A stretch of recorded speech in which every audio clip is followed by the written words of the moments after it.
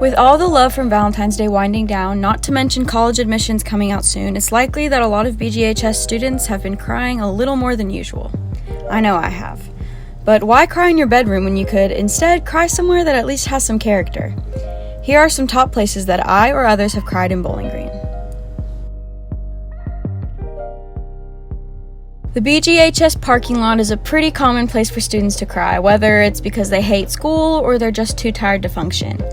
I've sat in my car crying multiple times because I had a fight with a friend, or I had a huge test I forgot about, or I just really couldn't function.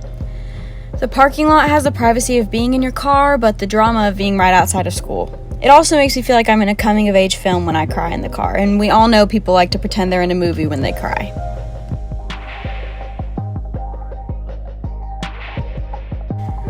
The Great American Donut Shop is an iconic spot in BG, so naturally it's a favorite of mine to sit and cry or think about life. The workers are kind and mind their business, the energy is so calming, and there's comfort food available at a cheap price. I also like it here because you can just tell every customer here has a story. Gads has character that many other places don't have, which makes it a great place to cry. The Reservoir Park makes me miss my childhood and reflect on how much has changed.